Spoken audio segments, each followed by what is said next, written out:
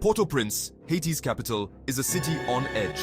Gunfire echoes through the streets, a terrifying soundtrack to daily life.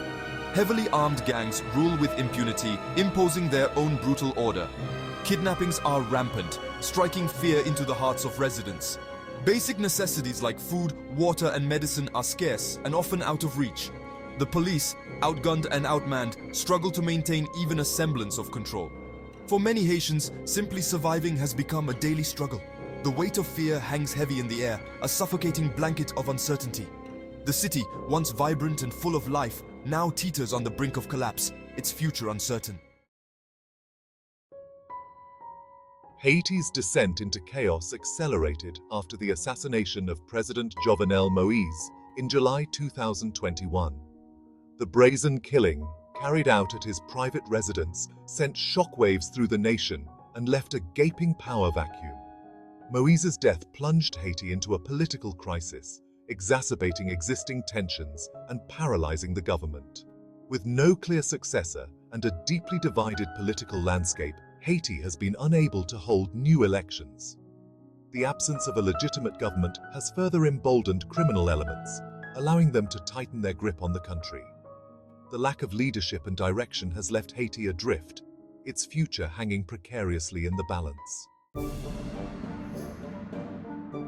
Haiti's current turmoil is deeply rooted in its turbulent history.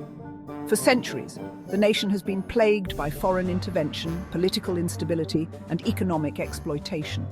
From its brutal colonial past under French rule to the decades of dictatorship that followed independence, Haiti has long struggled to break free from cycles of oppression and violence.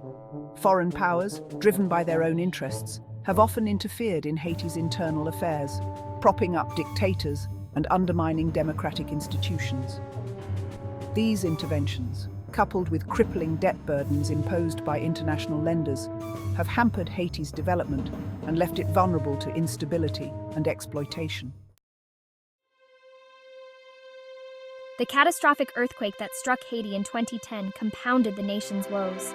The quake, which killed hundreds of thousands and left millions homeless, devastated Haiti's already fragile infrastructure and crippled its economy. While international aid poured in, much of it was mismanaged or lost to corruption, hindering the long-term recovery effort. The earthquake exposed the deep-seated inequalities and structural weaknesses that have long plagued Haiti. It also created new vulnerabilities, as displaced populations were forced to live in overcrowded and unsanitary conditions, fueling the spread of disease and despair. In the aftermath of the earthquake and the political crisis that followed Moïse's assassination, criminal gangs have exploited the widespread chaos and lack of law enforcement to expand their power and influence. These heavily armed groups, often better equipped than the police, control large swaths of the country, terrorizing civilians and undermining the rule of law. Kidnappings for ransom have become a lucrative business for the gangs, targeting Haitians from all walks of life, rich and poor alike. Sexual violence is rampant, used as a weapon to terrorize and control communities. The gangs operate with impunity, their grip on power seemingly unshakable, leaving ordinary Haitians trapped in a nightmare. The humanitarian crisis unfolding in Haiti is dire. The convergence of gang violence, political instability, and economic hardship has created a perfect storm of suffering. Millions of Haitians are struggling to survive, facing acute food insecurity, limited access to healthcare, and displacement from their homes.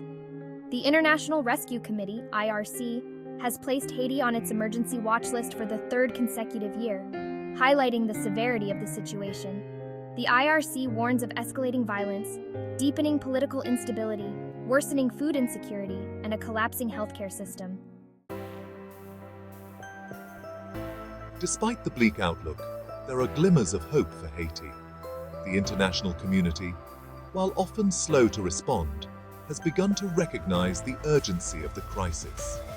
Mediation efforts are underway to help broker a political solution and pave the way for new elections. There are also calls for targeted sanctions against gang leaders and those who finance them. However, any lasting solution must address the root causes of Haiti's long-standing problems. This includes tackling corruption, strengthening democratic institutions, promoting economic development, and addressing the legacy of foreign intervention. Haiti's future hangs in the balance, and the world must not turn its back on this troubled nation.